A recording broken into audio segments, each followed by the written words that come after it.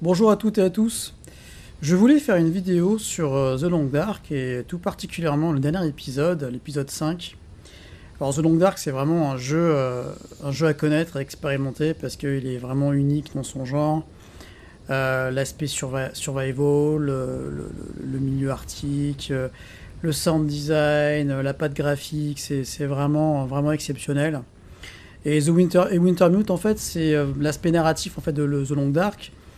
On y découvre le lore, on y découvre des personnages, on comprend un petit peu mieux ce qui s'est passé, et surtout on a aussi un peu l'histoire derrière les différentes régions qu'on peut explorer dans le mode bac à ça. Donc pour moi, voilà, The Long Dark, Wintermute et le mode bac à sable, comment dire, de choses qui sont inséparables, qui se complètent en fait, hein. Le problème, malheureusement, c'est qu'à partir de l'épisode 4, Wintermute, c'est trop éloigné, en fait, des mécaniques propres à un survival, à The Long Dark. Et dans l'épisode 5, ça a été vraiment trop loin, malheureusement. Après, on peut comprendre les différentes contraintes de production, la problématique d'avancer dans l'histoire. Enfin bref, on peut essayer de trouver des raisons et essayer de se mettre un peu à la place du studio. Mais bon, il y avait aussi une attente en fait, hein, qui était là depuis très longtemps. Donc tout ça pour dire que je comprends parfaitement les retours des joueurs et le mécontentement général malheureusement. Et du coup dans cette vidéo je voulais me focaliser sur un aspect bien précis de cet épisode 5 qui concerne donc la fin et en fait voilà, la découverte de ce que contient cette fameuse mallette, et pourquoi, pour moi, cet élément-là est vraiment problématique, non pas par sa nature en tant que telle, mais également et surtout du fait que ça nous éloigne trop, en fait, de ce qui fait l'identité, et j'irais presque même jusqu'à dire l'ADN, en fait, de The Long Dark, à savoir l'aspect survival, et bushcraft. Voilà, on se débrouille, on essaie de survivre le plus longtemps possible. Alors donc on l'apprend à la toute fin de l'histoire, et c'est vrai que ça nous arrive, ça nous tombe dessus un petit peu comme un cheveu sur la soupe, quoi. Voilà, donc en fait dans la mallette il y a à proprement parler non pas un traitement, un cure, mais un vaccin expérimental contre la maladie d'Alzheimer. Alors c'est en phase d'étude, donc on va dire que voilà, ça existe, hein. Ce serait même plutôt considéré comme donc des vaccins plus curatifs. Voilà. Après, voilà, c'est vraiment mais expérimental plus quoi. Je veux dire, on n'a pas vraiment de retour complètement confiant là-dessus. Bon, voilà, je suis pas médecin, je n'ai pas le background scientifique pour me prononcer là-dessus, et c'est pas vraiment l'objet de la vidéo. Et justement, c'est un peu ça que je regrette, c'est que c'est le fait d'avoir choisi ça comme contenu de cette mallette, quelque part, comme quelque chose de trop précis. Vous voyez ce que je veux dire? C'est trop technique, trop scientifique. Pour moi, ça casse un peu, quoi. Alors voilà, bon, bref, bon, du coup, voilà ce que je proposerais comme solution alternative. Et je trouve, en tout cas, que c'est plus intéressant. Sinon, j'en ferais pas une vidéo. Bon. Mais je suis curieux d'avoir les retours de personnes qui auront écouté cette vidéo. Imaginons qu'en fait, donc du coup, Astrid ouvre la mallette devant Will. Donc bon voilà, hein, ils ont une scène ensemble qui est plus longue que celle qu'on voit dans l'épisode 5, qui dure à peu près, je sais pas, 2 minutes, un truc comme ça, tout cassé, auprès de l'arbre là, bon bref. Donc du coup, Astrid en fait montre le contenu de la mallette à Will.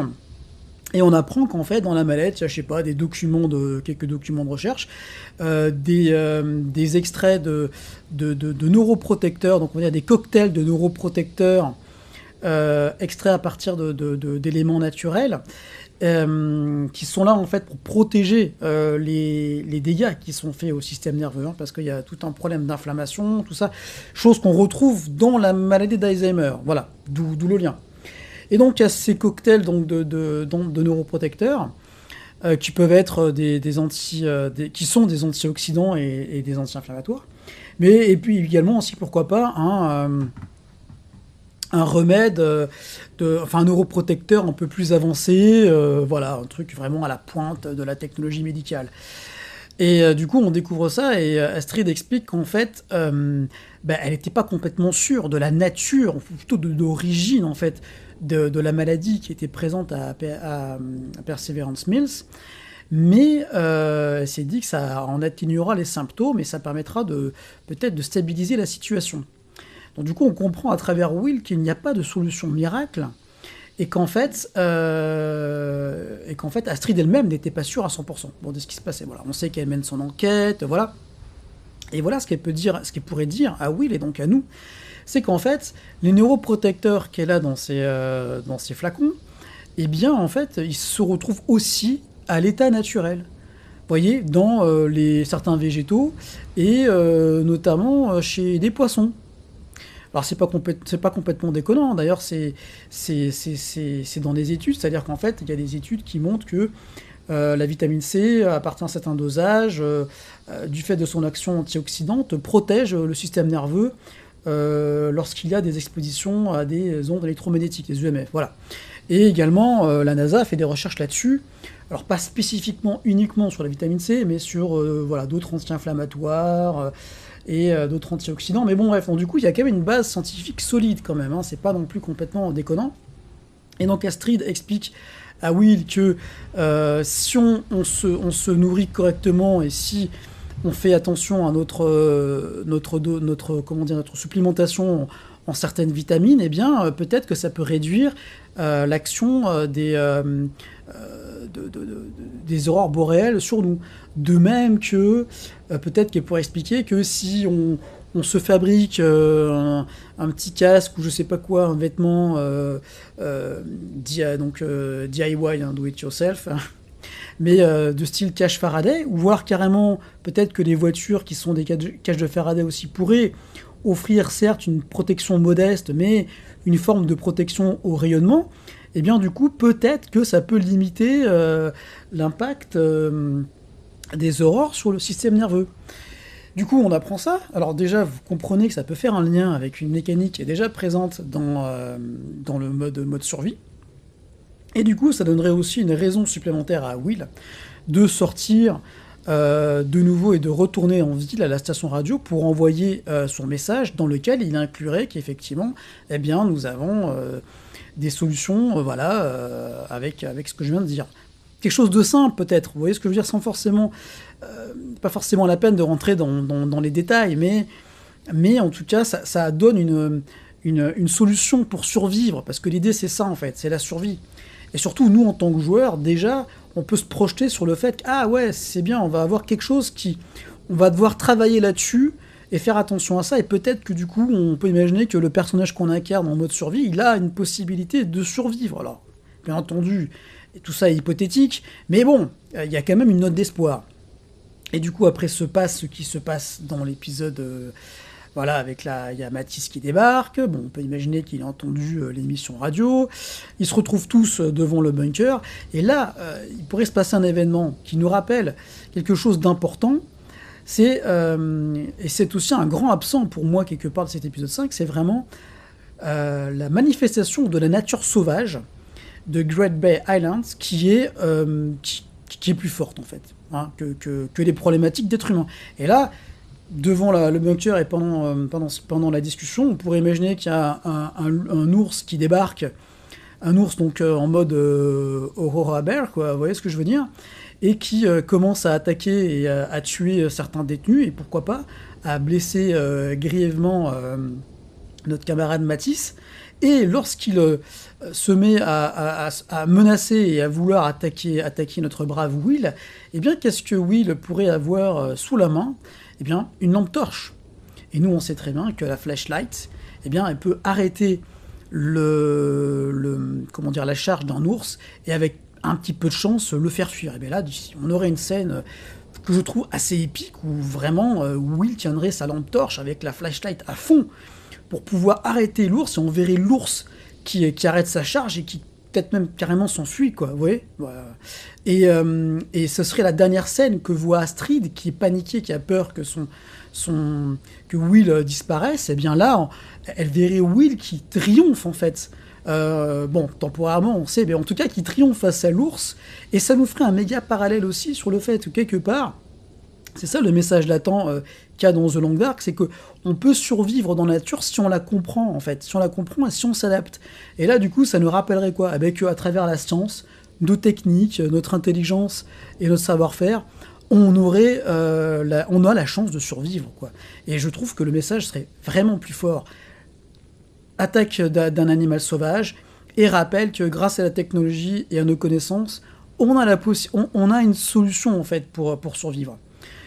Et voilà, et après, la suite, voilà, serait inchangée. Mais ce que je veux dire par là, c'est que le fait qu'on ait cette nouvelle mécanique un peu plus en profondeur sur donc, la gestion de la vitamine C, hein, voilà, comme vous savez, j'ai fait référence à ça tout à l'heure, la vitamine C qui est utilisée uniquement dans le cas comment dire, pour éviter d'avoir le scorbut, hein, ce qui est tout à fait réel, hein, mais en plus qui serait impacté encore plus fort enfin le stock serait impacté encore plus fort s'il y a une aurore boréale et qu'on n'est pas protégé, vous voyez.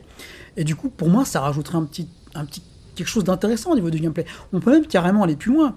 On pourrait dire que si le joueur ne fait pas bien attention et s'il part du principe que c'est bon, il a son stock de vitamine C, enfin bref, tant pis pour les aurores boréales, eh bien il pourrait y avoir des affections au niveau du système nerveux. Alors il y en a déjà une en fait, hein, avec l'insomnie et le glimmer fog, mais là ça pourrait être carrément des problèmes de concentration, ce qui pourrait avoir un impact parfois quand on joue, ou alors carrément, et ça ce serait vraiment pour moi en tout cas hyper intéressant d'avoir du somnambulisme. Comme il y a dans Kingdom Come Deliverance 2, vous avez la possibilité de faire en sorte que de choisir des pénalités dont celle-ci qui est le somnambulisme, et vous vous réveillez parfois, alors c'est pas tous les soirs heureusement, hein, mais parfois vous vous réveillez dans un endroit, je sais pas, à quelques bornes parfois du lit, et je trouve ça super. Et là, imaginons qu'on ait ça comme possible menace si notre pourcentage je sais pas comment on pourrait appeler, de troubles neurologiques est trop fort, eh bien, on a un risque de somnambulisme, quoi. Vous imaginez la petite dose de stress que ça rajouterait. Alors, du coup, ça serait pas non plus hyper pénalisant, parce qu'on saurait un peu comment le gérer, vous voyez. Mais je trouve que ça créerait vraiment du lien avec ce qu'on apprend dans Wintermute à la fin, et l'histoire avec ces aurores boréales. Ça rajoute pour moi plus une note d'espoir que ce vaccin expérimental, ou ce remède. Oui, en fait, peu importe, hein, que ce soit un vaccin expérimental ou n'importe quel remède qui vienne de recherches très avancées médicalement parlant, parce que le contexte de The Long Dark, c'est qu'en fait, on retombe à l'ère pré-industrielle, quoi, je veux dire. Hein. Là, on a intérêt à compter sur les machines à vapeur. Et d'ailleurs, c'est ce qui se passe, vu qu'on dans l'épisode 5, à un moment, on utilise une locomotive à vapeur. Donc, c'est génial comme lien. Mais là, du coup, tout ce qui est en lien avec qui a besoin de technologies avancées, c'est mort, en fait. C'est mort. On peut pas compter dessus. Vous voyez, quand j'ai vu, en fait, le remède à la fin, je me suis dit, mais Astrid, elle a combien de doses sur elle? Est-ce qu'elle en a suffisamment déjà pour les gens qui sont dans le bunker? Comment elle va faire en fait pour le resynthétiser, quoi, sans laboratoire? Et en plus, elle est sur une île au nord, enfin complètement isolée. Elle est dans ce bunker pendant 500 jours au moins. Bah, pour moi, je vois pas très bien la note d'espoir qu'il peut y avoir derrière ça. Tandis que là, si on a quelque chose qui est en lien avec l'environnement, sur lequel nous, en tant que joueurs, on peut avoir une main mise dessus, une possibilité d'action, ça change complètement la donne. Et ça, franchement, je comprends pas pourquoi ils ont fait ça. Je comprends pas pourquoi il y a eu ce choix de vaccin. De choix de vaccin ou de remèdes plus avancés, je veux dire, mais pour moi, ça fait pas de sens, ça marche pas, en fait, ça marche pas, voilà. Bon, je sais que le studio a déjà fait des réducs sur les épisodes 1 et 2, je crois. priori, il n'est pas question qu'il y en ait sur l'épisode 5 parce qu'ils sont tous focalisés sur Black Frost. Bon, bah, espérons que dans Black Frost, on ait quelque chose qui se rapproche de ça parce que pour moi, ça, c'est vraiment intéressant. Comme je vous l'ai dit, voilà, c'est quand même basé sur quelque chose de scientifique, entre guillemets, hein, voilà.